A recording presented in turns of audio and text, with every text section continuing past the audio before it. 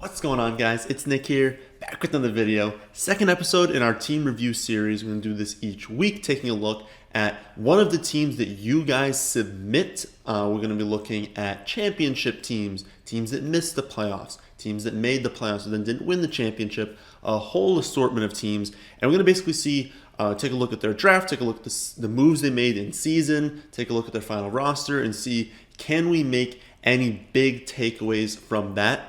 To start each of these episodes, I'm going to put together a list. This is just what we had in the first one, but I'm going to put together like a big list of our main takeaways that we've had from all these different teams, and we're going to see if we can use that to move forward into next season. So if we remember the big takeaways from episode 1, trading is incredibly important. This guy did a ton of just 2-for-1, 3-for-1, 4-for-1 trades that really improved his team. We know that honestly, you're perfectly fine taking a quarterback and a tight end early because we're good enough at drafting, at trading, at free agency in the season that we can make up for losing that value at wide receiver and running back early.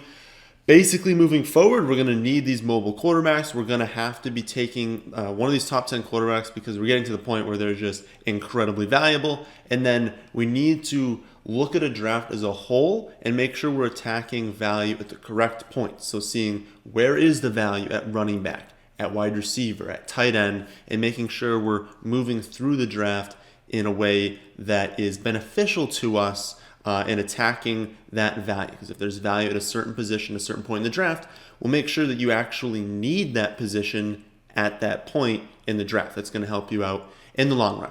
So we're going to take a look at one more team here today. This is a league that has a pretty much normal setup except for 3 wide receiver spots and no flex. So in a lot of leagues, you've got 2 running back, 2 wide receiver, 1 flex, or maybe 2 flex. This league, you can only start 2 running backs. You have to start 3 wide receivers. There is no flex, and there is a defense and a kicker.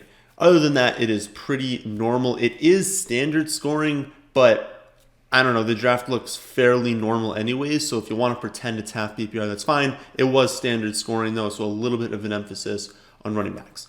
So, starting off the draft, and for those of you, for those of you who just want to listen, you can just look at this on iTunes, on Spotify, and I'm going to try and make the video so that you can just listen to that and still get all the information. So we're going to run through the draft, and then we'll kind of go over a little bit. So first round, and he's picking from the 12 spots, so 12-team league, and he gets to turn on each of these picks. So at that first and second round turn, did something that a ton of people did, Miles Sanders, Aaron Jones. I think that's a really good start to the draft. He was saying, I got to start 2 running backs. I'm going to lock those 2 guys up. And then I think it was a really smart, third, fourth, fifth round, saying, I'm going to take Juju, I'm going to take Mark Andrews in the 4th, DJ Chark in the 5th, basically saying I've locked up running back. Let's take a tight end early. Let's take these wide receivers I like. In the 6th round, goes back to running back with Kareem Hunt. I think so far that's a really good start. That's a really smart start to this league. He has locked up 3 running backs that should be really good. He's locked up some wide receivers that'll be good. He's locked up a tight end. He goes to quarterback in the 7th. This is something we will talk about after this, but sneak peek at his team. I tried to scroll in, but goes to quarterback in the 7th, and then he goes Leonard Fournette again in the 8th. You have another player taking Fournette. Again, maybe I'll ask you guys to send in the date of the draft when you're submitting these, and it's FFA Team Review FFA Team Review at gmail.com. It might be Team Reviews. I don't actually remember, but it's in the description of this video. It's in the description on iTunes, Spotify, so just verify that. FFA Team Review at gmail.com is what I think it is. But he takes Leonard Fournette. Again, I'm pretty sure this would be when he's on the Bucs, but I don't know for sure. Christian Kirk in the 9th round. Takes defense and kicker, 10th and 11th, going 49ers and Butker. Takes Brandon Ayuk in the 12th round, really nice pick there. Anthony Miller, 13th. Josh Allen, Chris Herndon, and Bryce Love to close it. So I think overall, a really solid draft from where they were taking players. A few things that we're just going to point out right off the bat. Defense and kicker, 10th and 11th round. Don't do it. I'm going to touch on it again later, but it just doesn't work out because defense is not sticky year over year. So I'm sure this person was going into it saying, I'm going to grab the 49ers. I'm going to lock up one of the best defenses. every year we see this. We saw it with Seattle when they had the dominant defense and then they fell off. Then, of course, the Jaguars come in with their dominant defense. Then they're dropped in most leagues after that. Bears, after that, with the dominant defense, they start dropping off. We saw, of course, the 49ers this past season, I guess one season ago. They were incredible. They start falling off. Is that going to be the Bucks this season? Is that going to be some other teams?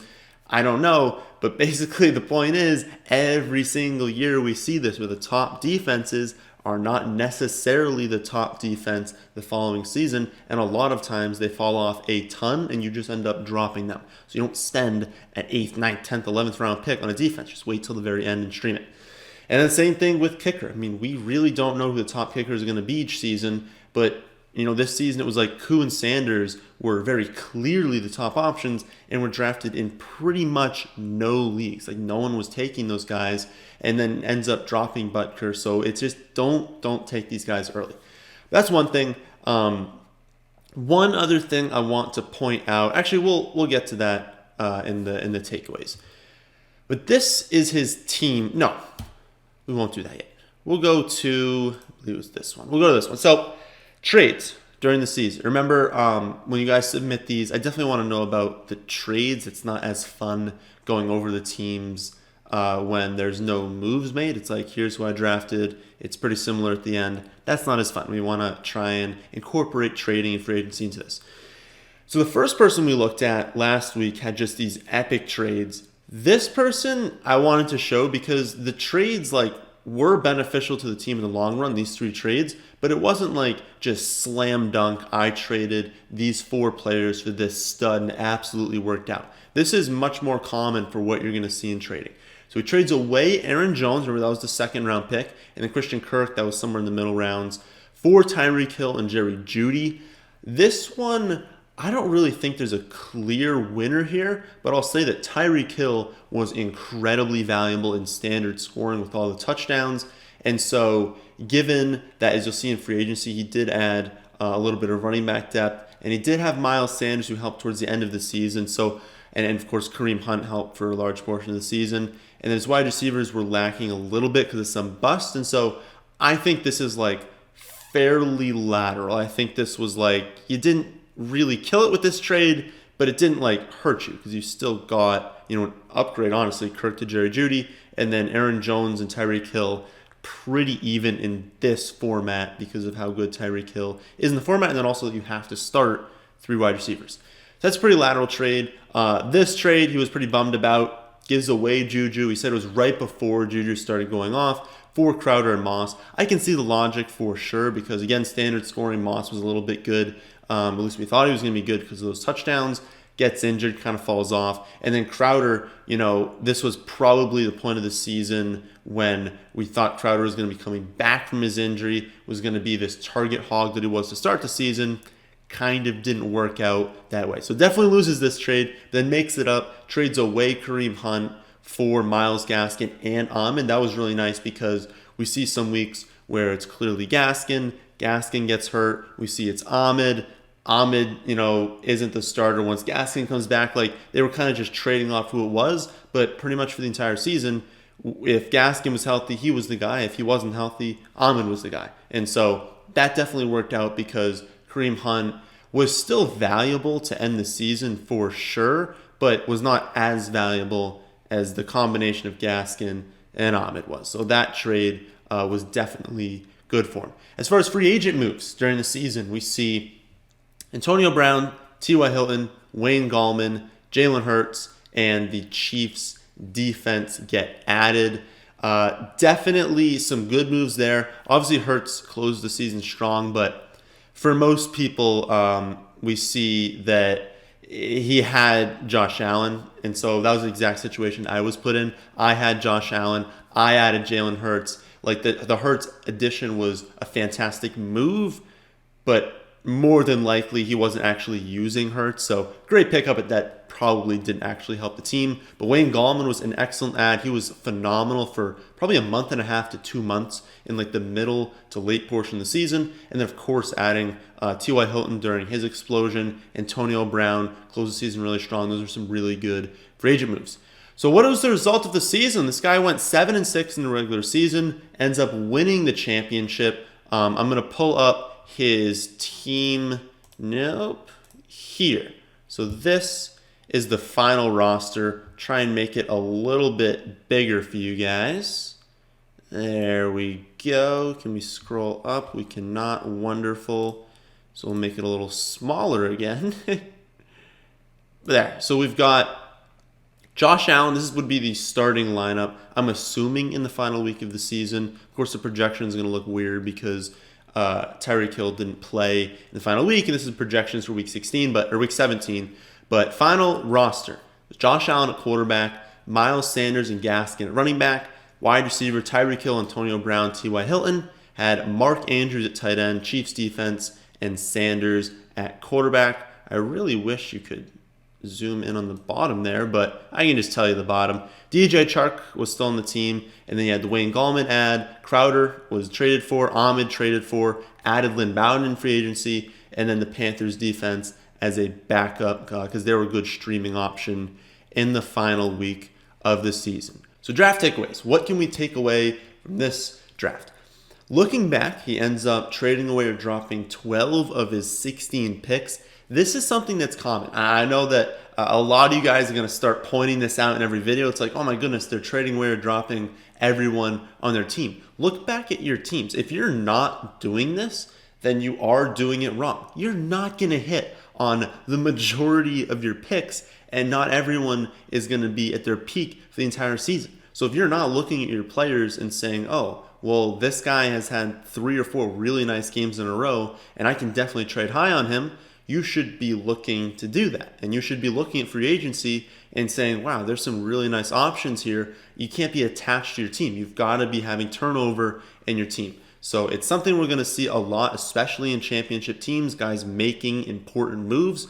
And if you look back at, look at the transactions. How about that? Look at your own league. Go to the, I don't actually know what page it'll be on, but go to like transactions or go to moves. If you see the teams who are making the most moves, more than likely, those are the teams at the top of the standings. And when you go to the teams at the bottom of the standings, those are the teams who are just basically keeping whoever they drafted, and they're just not going to be as good. It's a thing we see every single season. You've got to be active. You've got to be having this sort of turnover. So where did they keep picks? Where did they lose picks? So rounds 1, 2, 6, 8, and 16 takes a running back, only keeps the first round running back, I believe was Miles Sanders. Round 3, 5, 9, 12, and 13 for wide receivers only keeps Chark in the 5th. One takeaway there, understand your format. I know that it's standard and you really want to hit on running back, but I would definitely, in a league where you have to start 3 wide receivers, I would want 6 wide receivers out of the draft and only 4 running backs. Like again, you can only have 2 running backs starting. There's no need to be even there. You've got to start more wide receivers, so I'd want more wide receivers in the draft. I know it's a little nitpicky because he took the running back in the 16th round. Like flipping that to a wide receiver in the 16th round probably wasn't going to do anything. But I think the main point is that I want to be more sure that I've got solid wide receiver options, because I know it worked out getting Antonio Brown, getting T.Y. Hilton, but if you didn't get those guys, you're lacking at a position where you have to start 3. So even if you were strong at running back, you need some wide receivers. I think he realized that in trading for Tyreek Hill, basically saying, I'm kind of okay at running back right now, but I have to start all these wide receivers. I want one of these elite guys. So that was one thing that I would definitely do, because again, you can only start 2 of them. If we flip over to tight end and quarterback, takes a tight end in the 4th and the 15th, ends up dropping the 15th round tight end, keeping the 4th rounder, and then quarterback in the 7th and 14th, keeps the 14th, drops the 7th. We go to defense and kicker, drops both of them, 10th and 11th round. Again, please, please, please, please only draft defense and kicker in the final 2 rounds. I do not care how good you think a defense is, how good you think a kicker is going to be. They are just not worth taking that early in the draft. We're so much better off with, there are incredible options. Every single season, there's awesome options in like that 9th, 10th, 11th, 12th round range. You're not going to hit on all of them. I mean, he actually did end up hitting on Brandon Ayuk and unfortunately dropped him. But the point is, you're not going to hit on these guys at a super high rate. So give yourself more chances, because when you can hit on some of those guys, it's hugely beneficial. It's not as beneficial being like, cool, I drafted my kicker in the 11th round and he ended up as the 7th best kicker. Basically every season we find like a top 5 kicker, even 2 top 5 kickers on free agency. This year it was literally the number 1 and number 2 were on free agency at some point in most leagues. It's so much better to just wait till the end and take them there. One other thing is that if we look back at quarterback and tight end, I'm cool if you go early. I'm cool if you go late, whichever strategy you want. I would not do both for both positions. So I wouldn't take a quarterback and a tight end early, mid, and then also take a quarterback and a tight end for backups late. Both late, both early, one late. Don't do both of them early, both of them late. Because we get into a spot, if we bring up his draft again, we get to a spot where we're looking at these final rounds and we go starting in round 10. Defense in 10. Kicker in 11. Takes 2 wide receivers, 12 and 13, but then goes back to quarterback 14, back to tight end 15, gets a running back in 16. So starting in round 10, going through the final 7 rounds, only 2 wide receivers and 1 running back, 1 low upside running back in the 16th. I mean, I guess I don't want to say low upside. Bryce Love could have been good, but it was a low likelihood, a very, very small chance that Bryce Love ended up being someone you're starting. And so you're really, really relying on these first 4 running backs that you drafted. And if some of them get hurt or not good, basically, you just end up busting, then, what are you going to look back in the draft? You're going to say, oh, well, I ended up dropping my defense and my kicker and my backup tight end. And I know you can look at this and say, well, the Josh Allen pick was good.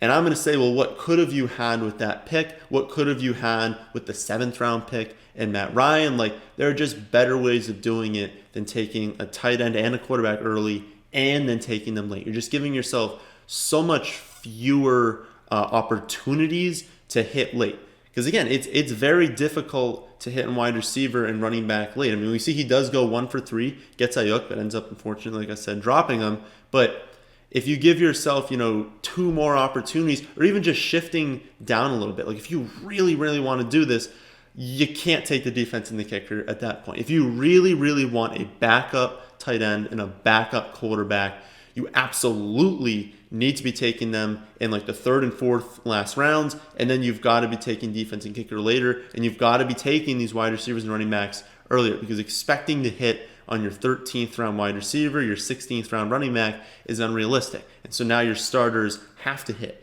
So when you get into a situation where Juju kind of busts, and then DJ Chark kind of busts, and then Christian Kirk busts, you're left with having to start 3 wide receivers, and you basically only have busts.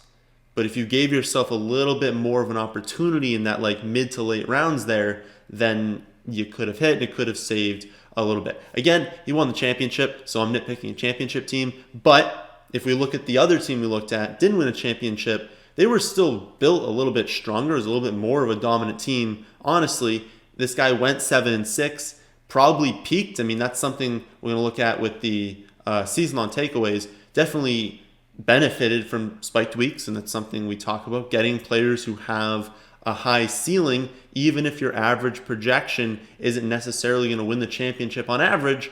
If you hit these spiked weeks, that's how you can get into a championship, even if you don't have a dominant roster, and that's something that he did. Again, I just want to reiterate, you got to make a decision. If you want to take Mark Andrews in the 4th round, do it. But don't take Chris Herndon in the 15th, because what are the odds you end up using Chris Herndon? Pretty much nothing. And then if you say, oh, well, I'm taking Chris Herndon to trade for or trade away. Never, ever, ever draft a player with the intention of trading him. It almost never works. It never, ever works. If you're like, I'm going to take this dude in the 15th, he's going to improve. He's going to get to X draft capital, X value, and I'm just going to trade high on him for some better pieces.